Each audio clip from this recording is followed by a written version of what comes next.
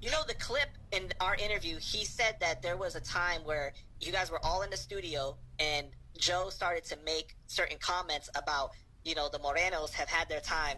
Now it's our time. And he felt like it was like an underlining racist tone to it, even though I asked him, I was like, could it have just been pro-Spanish? Like, isn't this, you know what I mean? Like, that's possible without you being racist. Yeah. But, man, wrote a clip.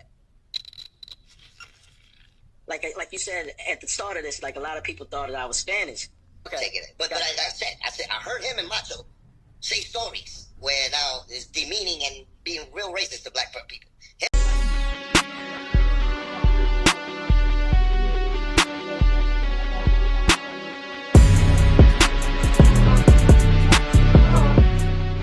What's good, YouTube? Love and light. Nah. On a serious note, just doing this little reaction. I've been seeing this for a while. This Fat Joe saying that Puerto Ricans and, as he said, blacks, or as I would say, melanated people started hip hop 50-50. Not true. It was definitely melanated people first and foremost. Anybody who knows history, especially like hip hop history, knows that. And first and foremost, I'm getting involved because this is a spiritual thing. On the spiritual tip and from a spiritual side, music, movement, magic, movement, it is all like related. Music is vibration, is frequency, is magic. It's like, I would say 70 to maybe 85% of what controls the world. Go look at any Disney movie. You see them doing music. It's musicals. They damn near doing spells with music as they dance in a cave and talk about or sing about how they're gonna do whatever to whoever. So any other situation, I wouldn't even weigh in on it. But as far as this, nah, buddy, I can't let you do it. Music is very powerful. On some old occult DVDs, I saw they said Michael Jackson was, let's just say he was magical. That's what I'm gonna say. One of my favorite artists. I have nothing bad to say about bro. Magical is, to say the least, is what he is. But as far as letting Fat Joe just be like, yeah, man, it was blacks and Puerto Ricans. First of all, even if you say Puerto Rican, you still saying black, bro. Like, y'all just the Creoles of Puerto Rico. Put it like that. I said it first, right here. Bro, you're not really saying nothing. You running back into black. You running back into carbon, into melanin. So, but you say, oh, it was blacks and Puerto Ricans 50-50. Nah, it was melanated people. Y'all came later and added, and even Busta Rhymes too, getting on, bro. I'm sorry. Well, I'm really not, because the truth is the truth. I wouldn't go anywhere else. And anyways, man, look, let's get into the video. All right, now let's talk about something that's been going on under the radar for a while. Fat Joe's recent comments have pretty much exposed what a lot of us have already suspected, and Tariq Nasheed has dropped the receipts, and now we can see exactly what it is. Family, I'm telling you, when they start talking about foundational black Americans, and he has this smoke for foundational black Americans, he's talking about all of us. He ain't talking about no group. There is no group, an organization called Foundational Black Americans. It's only a lineage. That's the only thing you can be talking. Peace, Wazam. YouTube land. Man, it's been a lot of back and forth between certain groups about who's who and what's what. I'm gonna let the video play though. I'm gonna give my 2 cents. About. And some of Joe's own people has said that he's said a whole bunch of anti-black stuff before, by the way. Some of his own people has said this. Cuban Link, let me play this clip. They said that Joe was on some stuff where, yeah, it's time for us Puerto Ricans to get it poppin'. popping.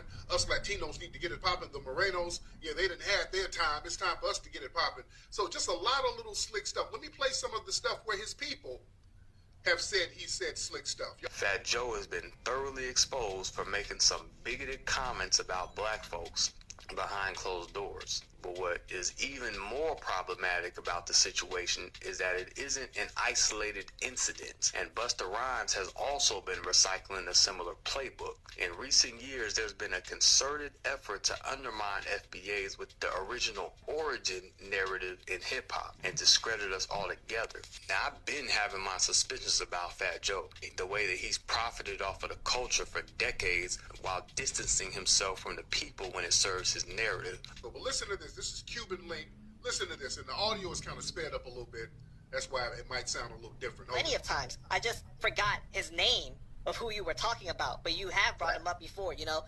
Now, you know the clip in our interview, he said that there was a time where you guys were all in the studio and Joe started to make certain comments about, you know, the Morenos have had their time.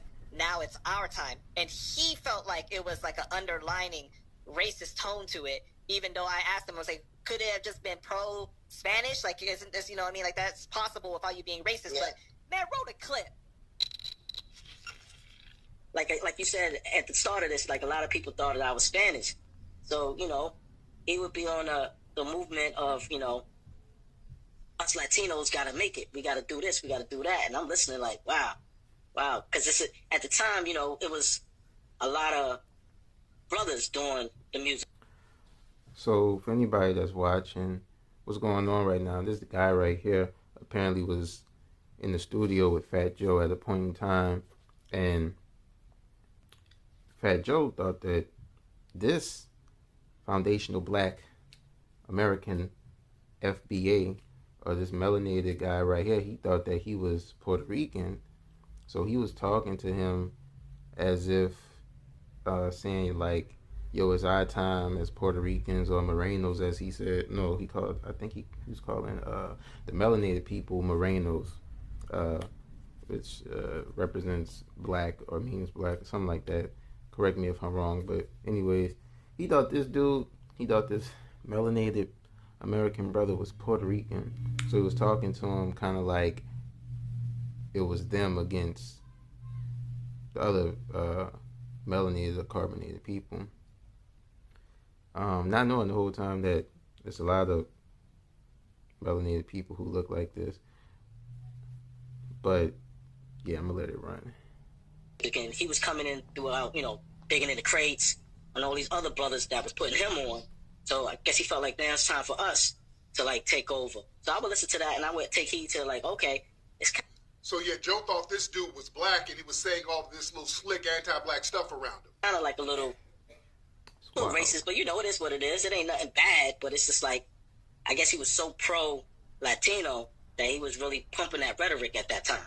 You know, he was trying to take it to another level. Well, okay. This one was the first one. Let me play devil's advocate. Okay, so was it racist or was it just that like he was really proud and trying to put on the other side of it because there wasn't really any prominent, you know what I mean, that within the culture? Well, I ain't going to downplay. I'm going to tell you straight up. He was on some like, the Moyos been doing this for years. It's time for us to come in.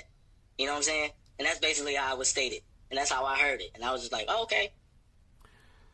So there's nothing wrong with being proud of your so-called race, honestly. It's a thin line between being proud and being prejudiced or having a touch of it or a sprinkle of it, which a lot of people have more than a touch and a sprinkle. There's a difference between being prejudiced and then the next level is racist. But it's kind of crazy because a lot of people, first and foremost, don't know race is a fairly new concept. 1700s, I think. It started to become a thing around that time. But yeah, this is interesting. Yeah, I get it. For many reasons. It's pro, but at the same time, it was a little bit of shade there, you know? A little bit. But he got put on by black artists, though. It's what I was thinking the whole time I'm hearing that. But I'm saying to myself, who am I? I'm just... Right. Fat Joe got put on. Black artists put him on, and it's always like that. We put people on, and then they still have this weird disdain. Here just listening. I'm just taking in what he's... See, yeah, that's the thing. I'm going to go a little bit more in depth. All right, Tariq. Shout out to bro. My brother. Not literally, but anyways. So, here's the thing. People from all over the world come to America for the American dream. Now, whether it's really an American dream that they obtain or not, they still come here. I'm talking all races. I'm talking from people from everywhere, whether they're darker people or lighter people, whether it's melanated people from another place, Jamaica, Africa, Malaysia, the darker colored Dravidians. Well, I mean, they all pretty dark, that specific group, but dark people all over the planet. But people of all shades come from all different places. But I'm gonna talk about like our lighter skinned brothers and sisters. Not all of them are like this, but for the ones that are, it's kind of crazy because it's like the rap that was clearly started here in America. Some of the founding fathers, Rakim, Run DMC, you go do your research on that. It started here. And the thing that they always do, whether it's rock, hip hop, jazz, blues, they let melanated people sauce it up, start it, and then they come along, and then slowly but surely they try and take over. Now, it's one, like, I wouldn't go to another country, another city, another state, whatever, and be so arrogant to think I could take over. I wouldn't go to, I don't know, Switzerland, get immersed in the culture, and then have some type of vitriol or disdain for the people who put me on the culture. But a lot of times people come over here to America, and let's be honest, they get the sauce from melanated Americans. I mean, you look at a lot of music, look at music overseas, look at trends overseas. I'm not going to say the specific places right now. Oh, hell no. But yeah, they come here, and, it's all about paying homage. It's that simple. But people want to be the top dog, top this and top that. They want to be famous. They want to be seen. They want to have praise and accolades, which is fine. But it's like, if I go to, like I said, if I go to Switzerland, I'm not going to try and take over, but that's just me. I'm not going to be arrogant as if I'm from that landmass. Now, melanated people, we've been here all over the planet. Saying, I'm taking it because I'm in a room full of Latin brothers that are all in the music industry. You got to understand that too. I'm the only person there personally at the time that looked like I was, so I got in where I fit in, but here we go. That's the rhetoric that was pumped because he felt comfortable.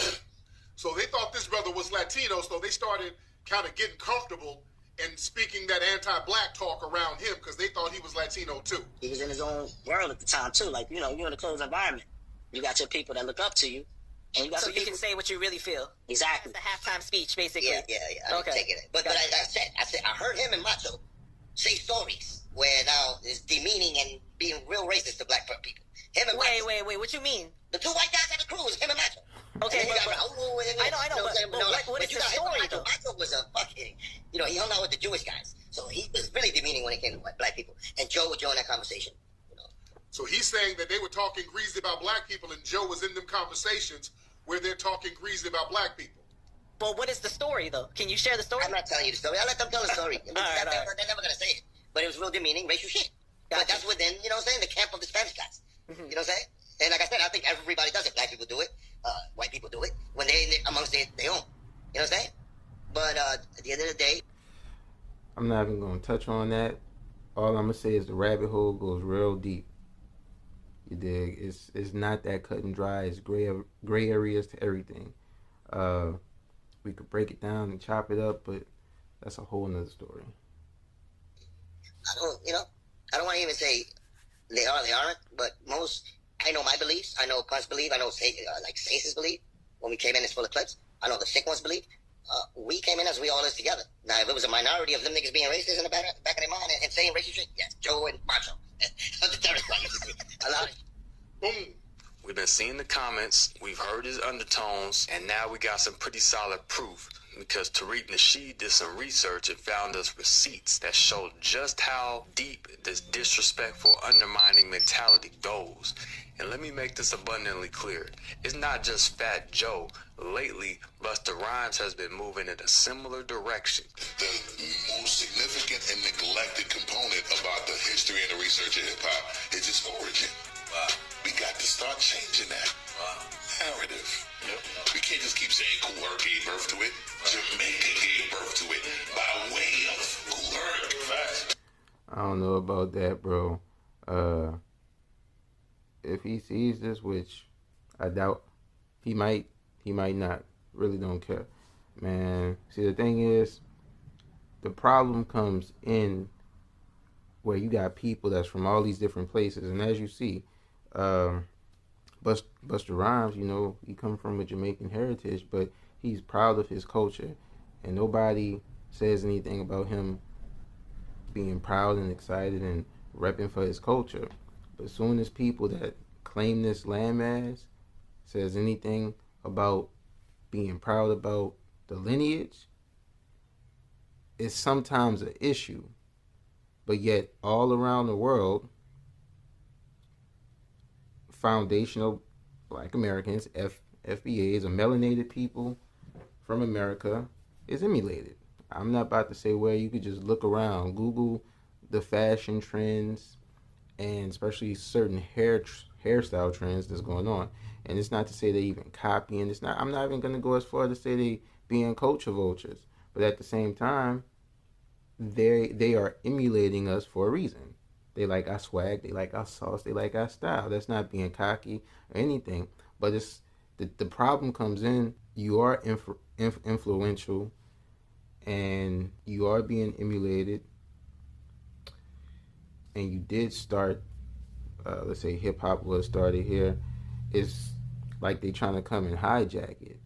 I'm not going to go somewhere else and try and insert myself into like another culture, whether it's in Japan, Asia, Russia,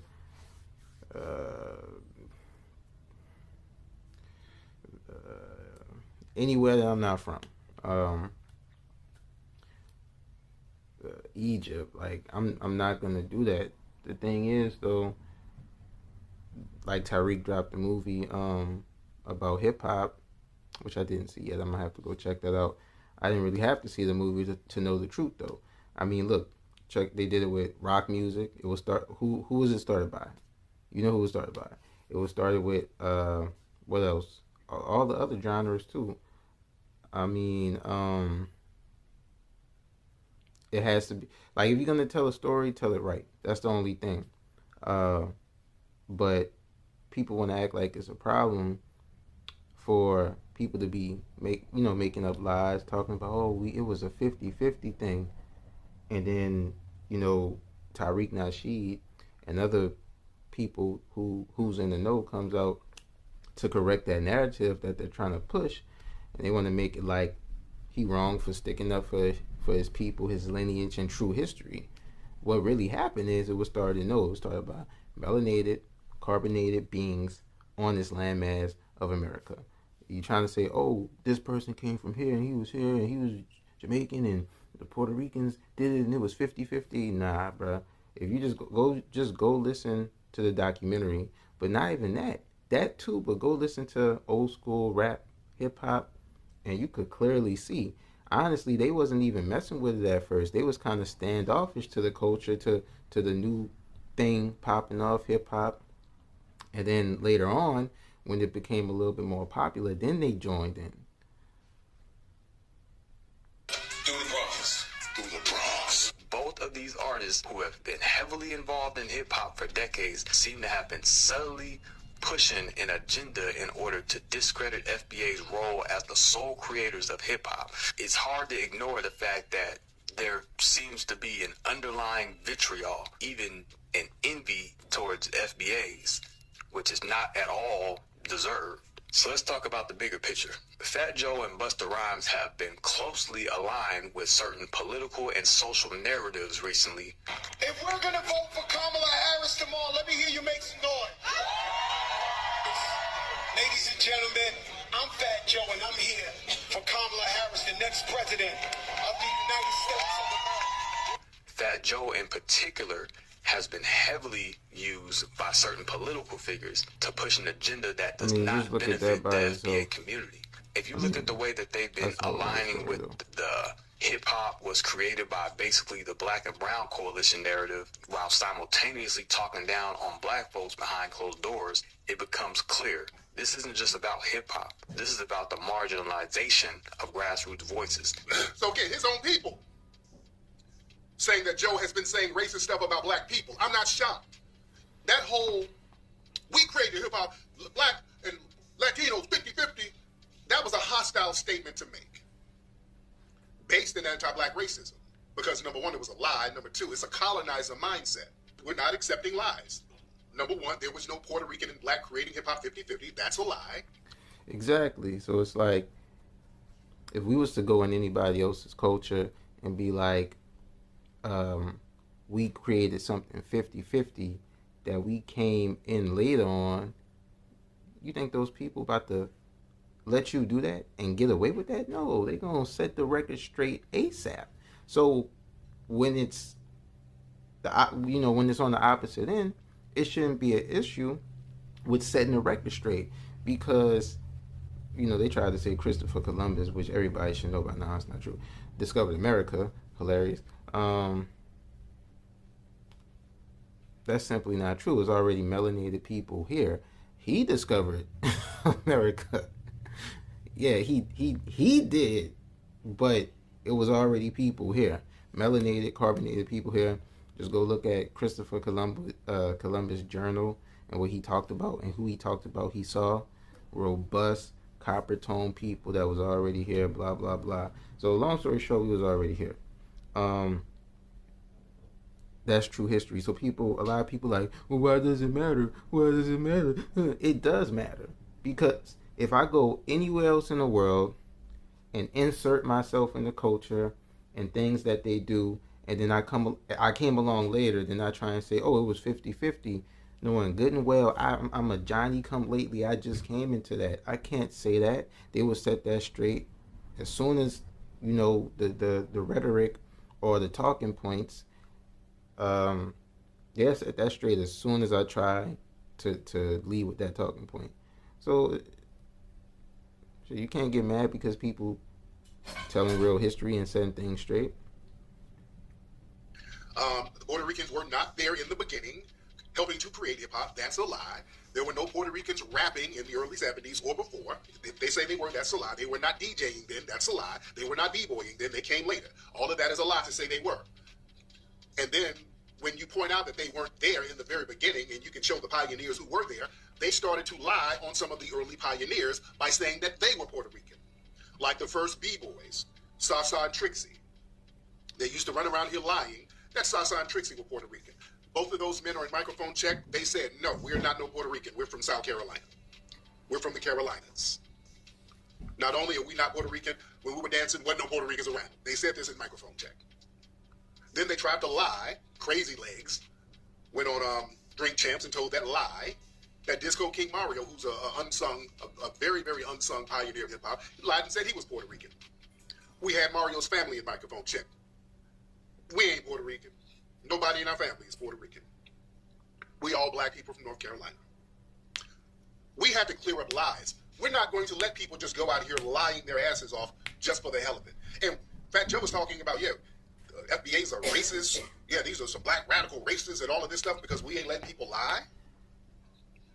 No, we're not racist because we're checking people and their lies. You're not going to lie indefinitely. Yeah, because Trixie was light-skinned, they tried to make him Puerto Rican. No. That man said, I am not no Puerto Rican. And wasn't no Puerto Ricans dancing with us when we started. Yeah? You can't argue with them. So where does this leave us now? Well, it's clear that there's a concerted effort happening right now to discredit and downplay FBA's rightful place in hip-hop. It's a pattern. It's not just about these individual artists. It's about something much bigger. Foundational Black Americans undeniably created hip-hop. That's a fact. And no amount of narrative shifting can change the actual history. We built the culture, and it's time for us to take our rightful place in the history of hip-hop.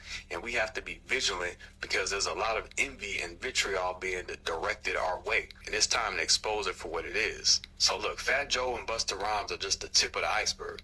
These are the ones who have been bold enough to show their true colors. But there's a bigger agenda at play. They've been riding on the backs of FBA culture for years. But when the lights go off, it's clear they don't respect us in the way that they should. I mean, at this point, the receipts are in. And it... Man, if you don't get it, I don't know. That's like me going to, that's like me going to Hawaii, for instance, right? And I insert myself in the culture. I get acquainted with some people there. And then I try and slowly but surely say, oh, I did this with this person or with this group, and it was 50-50. But they already had this movement or whatever they got going started. It's a lie. It's not true. So if they would have come along and say, no, you didn't do that, my brother. You didn't do that, bro. You wasn't here with us. No, you didn't get it started with us. It was us solely, and you came later. How would they be wrong for saying it? They wouldn't. It's like me also going, let me use another place, to Nigeria. And they're melanated too. People in Hawaii are melanated. You got lighter skin, darker skin, but that's a whole nother story. But anyways, let's focus on Nigeria. That's like me going over there and saying, oh yeah,